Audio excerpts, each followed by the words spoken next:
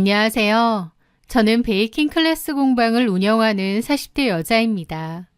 불과 몇 년 전에 저는 주변에서 부러움을 많이 샀습니다. 저희 남편은 샤브샤브 가게를 했는데 장사가 정말 잘 됐거든요. 주변에 다른 샤브샤브 가게도 있건만 저희 남편 가게는 점심이고 저녁이고 손님이 정말 많았고 웨이팅까지 할 정도였죠.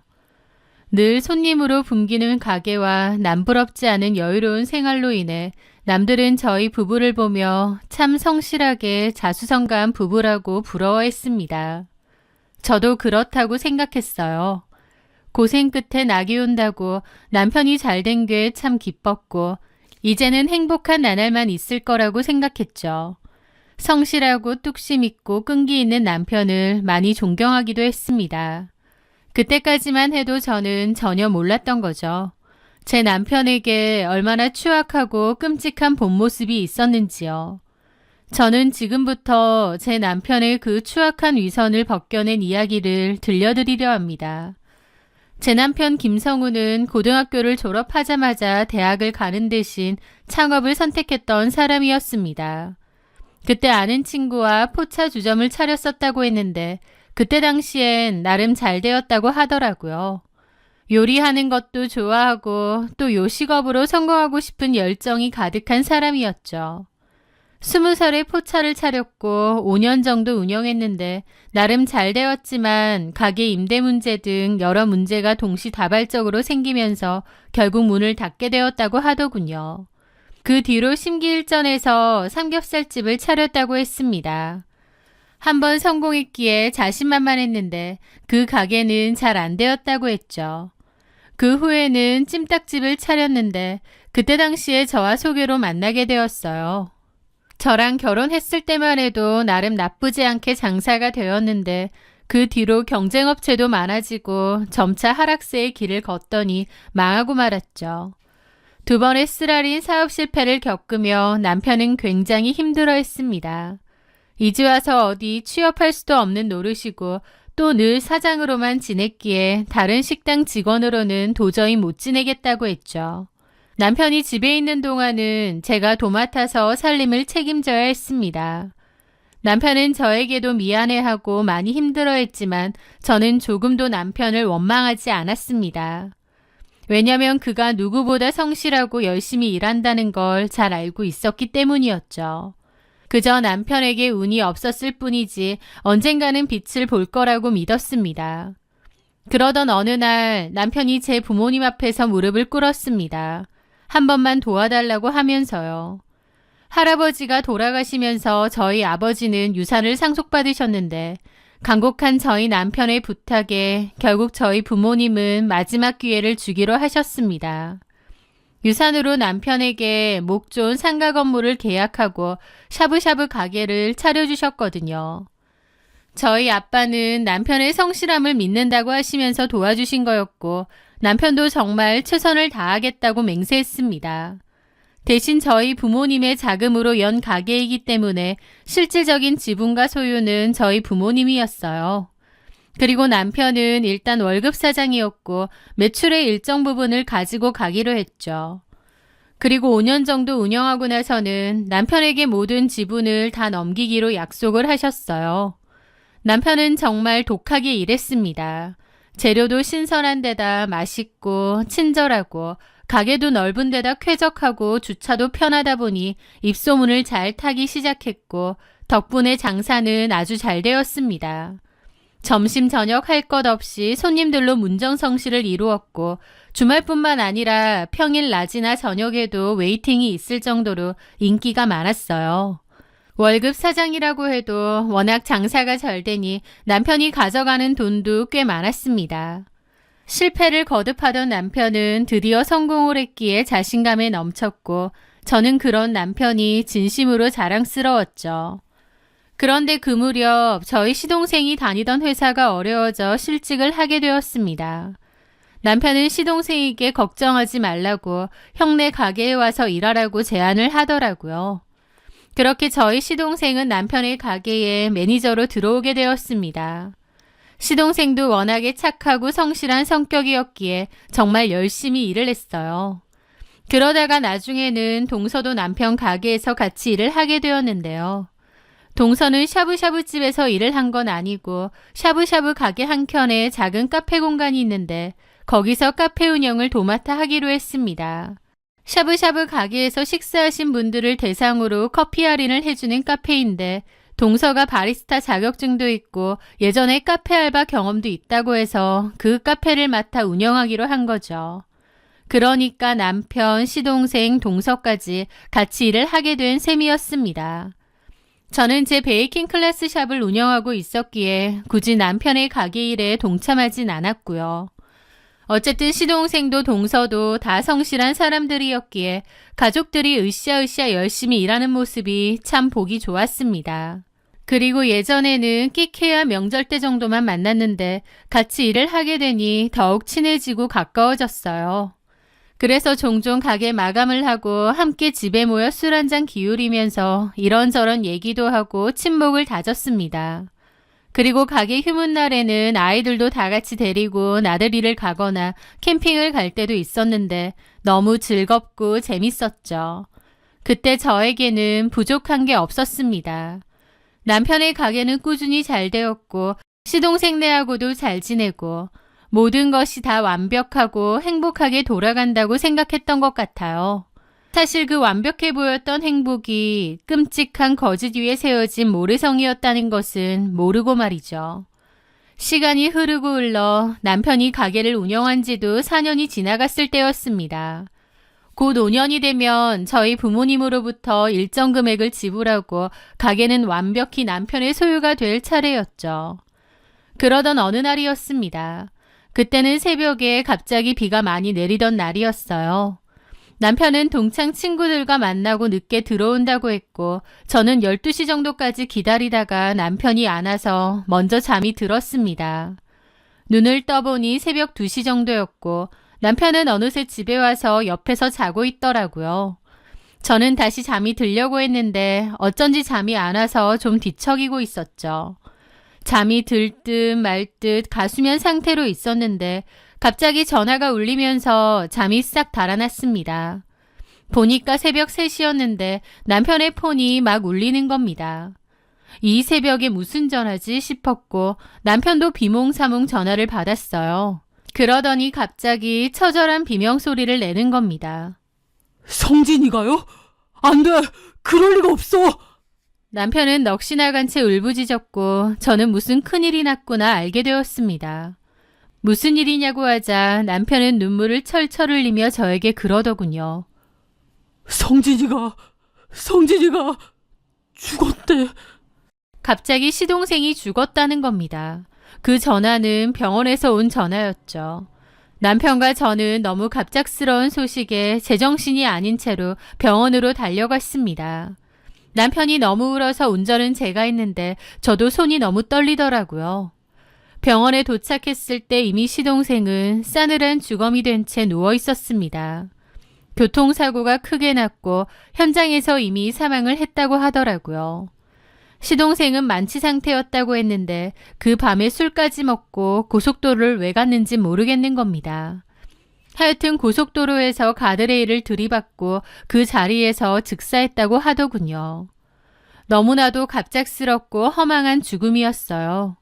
불과 저번 주만 해도 같이 얘기하고 조만간 가족여행도 가자는 얘기를 했었는데 하루아침에 싸늘한 주검이 된 겁니다. 그것도 만취한 상태로 교통사고라니요. 아무리 생각해도 좀 이상하긴 하더라고요.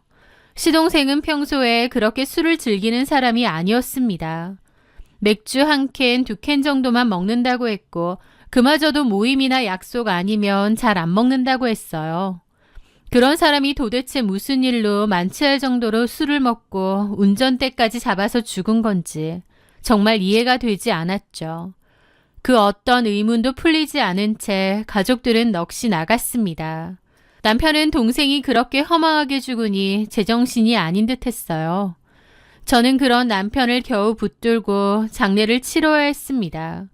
남편보다 더 힘들어한 건 당연히 동서였죠. 동서는 시동생의 영정사진을 붙들고 정신줄을 놓은 사람처럼 울부짖었습니다. 애들은 어쩌고 이렇게 가버리냐고 바닥에 주저앉아 가슴을 치며 울다가 실신하기를 반복했어요. 그 모습이 너무 처절해서 지켜보기 괴로울 정도였습니다. 저도 울면서 동서를 부축하느라 정신이 없었죠. 사고가 있던 그날 원래는 시동생과 동서가 같이 퇴근을 하는데 그날은 시동생이 안 보여서 동서 혼자 퇴근을 하고 집으로 왔다고 했습니다. 그런데 시동생이 전화도 잘 안 되고 집에도 계속 안 왔대요. 왜 전화가 안 될까 무슨 일일까 계속 기다리다가 깜빡 잠이 들었는데 그러다가 사고로 죽었다는 연락을 받았다는 거죠. 동서는 같이 퇴근을 했어야 했다며 자책하면서 숨이 넘어갈 듯 울었고 저 역시도 안타까운 현실 앞에서 동서를 부둥켜 안고 함께 울 수밖에 없었습니다. 남편도 동서도 그저 망연자실에 있었어요. 남편은 형으로서 동생의 마지막을 지켜주지 못했다는 그 무거운 죄책감에 짓눌린 듯 장래 내내 식음을 전폐하고 초점 없는 눈으로 허공만 바라봤습니다. 그 일은 저희 가족에게 너무 끔찍한 비극이었어요. 한동안 모두가 힘든 시간을 보냈지만 남은 사람들은 또 살아가야 했습니다. 얼마 후 가게는 다시 문을 열었고 동서도 아이들을 생각해 억지로라도 기운을 차리고 일하려는 듯 보였죠. 그렇게 다시 살아가던 어느 날 남편이 제게 조심스럽게 말했습니다. 여보, 아무래도 재수 씨가 걱정돼. 성진이가 갑자기 저렇게 돼서 재수 씨가 혼자 애들 키우는 게 얼마나 막막하겠어. 그래서 말인데 내가 매달 300만 원씩 보내줄까 싶어. 애들 좀 클 때까지만이라도. 저는 그 말에 흔쾌히 동의했습니다. 우리가 도와줘야지. 가족인데. 저는 죽은 시동생을 대신해서 동서애를 챙기려는 남편이 듬직했습니다. 그렇게 매달 300만 원이 동서에게 보내졌어요. 그런데 그 후 이상한 일이 벌어졌습니다. 시동생이 죽기 전 동서는 참 싹싹하고 착했거든요. 그런데 어느 순간부터 동서의 태도가 조금씩 변하기 시작한 겁니다. 동서, 필요한 거 없어? 애들 옷이나 먹을 거라도 좀 살까 하는데. 라고 안부를 물으면 됐어요. 알아서 할게요. 신경 쓰지 마세요. 라며 쌀쌀맞게 전화를 받더라고요. 동서는 여전히 카페에서 일을 했는데 가끔 마주쳐도 쌩한 얼굴로 인사도 잘 안 하고 그냥 고개를 돌려버리기도 했습니다. 혹시 나한테 서운한 게 있나 싶어서 조심스레 물어봐도 그런 거 없다고 냉랭하게 구는 거예요. 왜 그러는지 이해는 안 됐지만 또 한편으론 너무 큰일을 겪었기에 마음이 많이 힘들어서 그런가 보다 하고 말았습니다. 그러던 어느 날 남편이 급한 일로 동서에게 매달 보내주는 생활비를 늦게 보낸 모양이었습니다. 그날 저녁 남편에게 전화가 걸려왔고 저도 거실 소파에 같이 앉아 있어서 그 통화를 옆에서 들을 수 있었어요. 아주버니, 지금 장난하세요? 오늘 25일인데 왜 아직 돈이 안 들어와요? 저 카드값 내야 된단 말이에요. 라면서 카랑카랑하게 따지는 거예요. 그 순간 저는 제 귀를 의심했습니다. 이건 도움을 받는 사람의 태도가 아니었습니다. 당연히 받아야 할 빚을 독촉하는 것처럼 구는데 그 모습이 너무 낯설고 뻔뻔하게 느껴지는 거예요. 남편은 제 눈치를 살피며 미안해요, 재수씨. 내가 깜빡했네. 바로 보낼게요. 라며 쩔쩔 매는 겁니다. 전화가 끊기고 저는 황당한 기분으로 남편에게 말했죠. 지금 그거 동서야? 아니 근데 당신한테 무슨 말을 그렇게 해. 너무 심한 거 아니야? 무슨 떼인 돈 받는 것처럼. 카드값 내야 되는데 돈이 아직 안 들어와서 그런가 봐. 아니 이렇든 저렇든 우리가 꼭 줘야 되는 돈도 아닌데 무슨 빌려준 돈 받는 것처럼 저렇게 구냐고. 나 좀 황당하네. 동서 요즘 태도도 그렇고 좀 너무한 것 같아. 하지만 제 말에도 남편은 그냥 놔둬. 남편 잃고 재수씨가 지금 제정신이겠어? 얼마나 예민하고 힘들면 저래. 그냥 우리가 이해하자. 라며 저를 다독였죠. 저도 동서가 너무 힘들다는 건 잘 압니다. 하지만 자기를 위해서 도와주려는 저희한테 너무한 거 아닌가 싶은 거예요. 하지만 그래도 애써 동서를 이해하려 했습니다.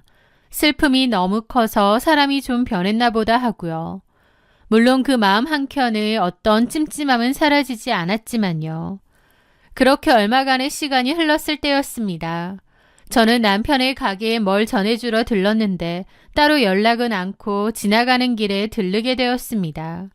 그때가 브레이크 타임이라서 손님이 없고 한산할 때였죠. 그렇게 주차를 하고 가게로 들어가려는데 문득 남편이 동서와 가게 뒤편 쪽으로 가는 게 보이는 거예요. 뭐지 싶어서 따라가게 되었죠. 갑자기 뭐 때문에 둘이서 가게 뒤편으로 갈까 싶고요. 그런데 큰 소리는 아니지만 분명 다투는 소리가 들리는 겁니다. 두 사람이 뭐 때문에 다투는 거지 싶어서 저는 좀 더 다가가 두 사람의 대화를 엿듣게 되었죠. 이번 달 안까지 500만 원 더 붙이세요. 아, 저번 달에도 500도 보냈는데 이번 달도 그러면 어떡해. 내가 돈이 남아도는 것도 아니고. 참나, 돈 남아도는 거 아니었어요? 그래서 딴짓하고 다니시는 거 아니냐고요. 그날 밤 있었던 일에 대해서 형님한테 확 다 불어버려도 돼요? 아직 이 가게 아주버님 것도 아니잖아요. 막말로 형님이 열받아서 아주버님 쫓아내면 그만 아닌가? 아, 진짜 왜 이러냐. 나도 진짜 힘들다. 돈 보내라고요. 나 눈에 뵈는 게 없거든요.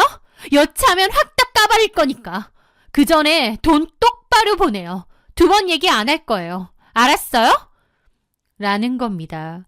그 이상한 대화를 듣는 저는 그 자리에 얼어붙는 기분이었죠. 그날 밤? 입을 막는다? 확 다 불어버린다? 그 순간 남편이 동서에게 보내는 돈이 단순한 위로금조의 생활비가 아니라는 걸 깨달았습니다. 두 사람 사이에는 제가 모르는 어떤 비밀이 있다는 것을 직감했죠. 저는 일단 몸을 피했고 냉랭하게 지나가는 그 두 사람을 살폈어요. 도대체 무슨 일인가 싶어 심장이 콩닥콩닥 뛰더라고요. 그날 밤 저는 잠든 남편의 휴대폰을 열었습니다. 그리고 은행 앱에 들어가 이체 내역을 확인했습니다. 역시나 동서에게 보내는 건 매달 300만 원이 전부가 아니었어요. 500만 원, 800만 원. 시동생이 죽은 직후부터 지금까지 남편은 저 몰래 많은 돈을 동서에게 보내고 있었던 겁니다. 남편이나 동서에게 따져 물을까 싶었지만 어차피 물어봤자 사실대로 말할 것 같지도 않고 제가 따로 확실하게 알아봐야겠더라고요. 그래서 얼마 전 가게를 그만둔 직원에게 연락해 힘들게 만나게 되었습니다. 그분은 오랫동안 일을 하다가 그만둔 거라서 가게 사정을 속속들이 알 것 같더라고요. 저는 그 직원분들에게 물어봤고 그분도 망설이다가 전부 다 얘기해 주시더라고요. 실은요, 사모님, 사장님하고 한성애 씨요. 가게 직원들 몇몇은 알고 있었는데 두 사람 보통 사이가 아니었어요. 설마 했는데 정말이었어요. 두 사람의 그 이상한 대화를 들었을 때 혹시 그 두 사람이 하고 의심은 있었는데 직원의 입을 통해서 그 말이 진짜라는 걸 알게 되자 너무 충격이 컸죠. 두 사람이 불륜 사이였나요? 그런 것 같더라고요. 돌아가신 실장님, 그러니까 저희 시동생은 그 사실을 몰랐나요? 모르셨던 것 같아요. 다른 직원들도 사장님이랑 실장님하고 가족인 거 아니까 그냥 알면서도 모른 척 쉬쉬했죠. 직원들 몇몇만 그냥 눈치챈 거고. 그 직원의 말에 따르면 남편과 동서는 동서가 운영하는 카페 안에서 몰래 애정행각을 벌였고 그걸 본 직원이 있다는 거예요. 그래서 시동생이 죽고 나서 직원들 사이에서는 그런 소문이 돌았대요. 실장님, 그러니까 저희 시동생이 그 둘의 관계를 알게 되고 충격에 먹지도 못하는 술을 마시고 운전했다가 그 봉변을 당한 거라고요. 어쩌면 그랬을 수도 있겠더라고요. 그러지 않고서야 평소에 그 착하고 성실하고 술도 거의 안 먹던 시동생이 만취할 정도로 술을 먹고 운전을 한다는 게 너무 이상했거든요. 그 정도로 충격적인 일을 목격했기에 저지른 행동이었겠죠. 그리고 시동생이 고속도로를 탔는데 그 방향이 돌아가신 시부모님이 안치되어 있는 납골당 방향이었거든요. 그래서 자기 형과 아내의 불륜을 알게 되고 너무 괴로운 마음에 술을 먹고 부모님 납골당을 가려다가 그 봉변을 당한 게 아닌가 싶기도 한 거예요. 생각지도 못한 두 사람의 불륜 사실에 저도 숨이 잘 안 쉬어질 정도로 충격이었습니다. 아마 시동생이 그 이유였다면 시동생도 하늘이 무너지는 심정이었겠죠. 그런데 그 직원의 충격적인 말은 거기서 끝이 아니었습니다. 그리고요, 사모님, 사장님이 요즘 따로 만나는 여자 있는 것 같던데요. 가게에도 몇 번 오고. 네? 말은 친한 동창이라는데 분위기가 좀 이상하더라고요. 한성애 씨도 눈치챈 것 같고, 그래서 한성애 씨가 사장님한테 더 쌀쌀맞게 구는 것 같아요. 그 말을 듣는 순간 다 알겠더라고요. 왜 동서가 저희 남편에게 대놓고 돈을 요구하는지요. 남편은 저에게 시동생 대신 동서에게 주는 생활비라고 했지만 사실은 폭로를 막으려는 입막은 비용일 뿐이었던 거예요.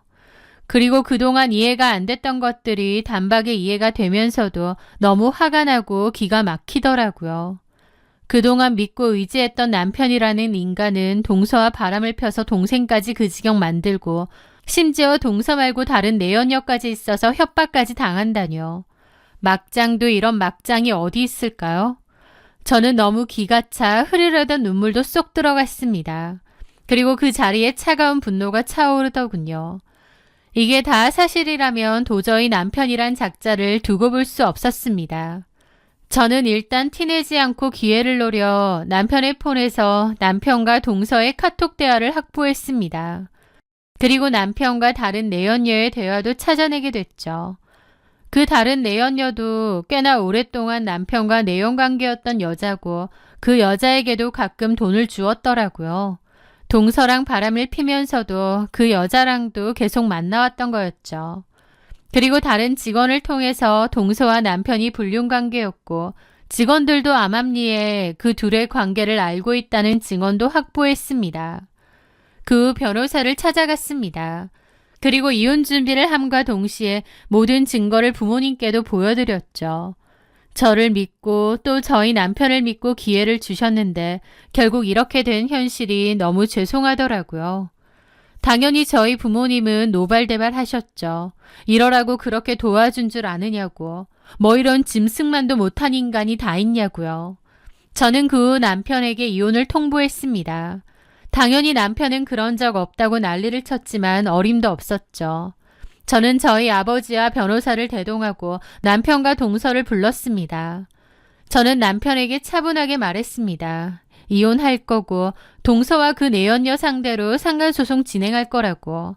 그리고 이 가게에서는 당장 꺼지라고요. 남편은 그제야 무릎을 꿇고 제게 매달렸습니다. 지영아, 여보, 내가 잘못했어. 한 번만, 제발 한 번만 용서해줘. 내가 잘못했어. 저는 그 추잡한 얼굴을 벌레 보듯 쳐다보며 차갑게 뿌리쳤습니다. 동생 와이프랑 놀아나면서 동생 장례식에 눈물은 나오디? 당신은 인간이길 포기한 거야. 당신 믿고 도와준 우리 부모님하고 나도 배신했고 당신 동생 등에도 칼을 꽂은 거라고. 직원들 사이에선 다 소문났더만. 당신하고 한성에 바람난 거 도련님이 봐서 충격받아서 술 먹고 운전하다가 그렇게 된 거라고. 솔직히 당신이나 한성에 너나 그렇게 짐작은 하지. 니들이 시동생 그렇게 만든 거야. 니들은 살인자야, 살인자. 제 말에 한성에는 눈물을 터뜨렸지만 그 눈물조차도 너무 추악하고 역겨웠습니다. 저는 그 후 이혼소송과 상간녀 소송을 걸었고 그 또 다른 상간녀에게도 바로 소송을 걸었습니다. 그리고 남편은 바로 가게에서도 쫓겨났죠. 남편은 자기가 일군 가게인데 자기가 왜 쫓겨나야 되냐며 마지막 발악을 했지만 애초에 저희 부모님 가게에 계약도 되어 있는 월급 사장인 것을 잊었나 싶더라고요. 그렇게 남편은 가게에서도 쫓겨나고 이혼당하고 거액의 위조료까지 물어주게 되었죠. 동서 한성에도 마찬가지였습니다. 한성에는 남편 불륜을 묵인하면서 그것을 빌미로 금전을 갈취했기에 그녀가 받은 모든 돈은 부당이득으로 간주되었고 그녀가 남편의 죽음으로 받았던 시동생의 사망보험금을 위자료의 일부로 토해내야 했죠. 제 부모님은 그 가게에 성실하게 일했던 옛 직원을 점장으로 앉히고 지금도 여전히 장사가 잘 되고 있습니다. 남편이 그토록 원했던 5년 뒤의 가게의 완전한 소유는 결국 남편이 동생을 배신한 그 순간 공중으로 날아가 버린 거죠. 가족이라는 이름 뒤에 숨어 시동생을 죽음으로 몰아넣고 저와 제 부모님까지 기만했던 그 인간들. 그들은 스스로 지옥을 선택한 겁니다. 제 손으로 그들의 추악한 연극을 끝내고 제 평화로운 일상을 되찾게 된 것 같아요. 저에게 이혼당한 후 남편이 엄청 힘들게 지낸다는 얘기를 들었어도 아무 감정도 들지 않았습니다. 미움도 연민도 아닌 그저 무의 감정일 뿐이죠. 평생 동안 자신이 죽은 동생에게 또 저를 포함한 다른 가족들에게 무슨 짓을 저지른 건지 두고두고 곱씹으며 후회에 젖어 살길 바랍니다. 제 사연 들어주셔서 감사합니다.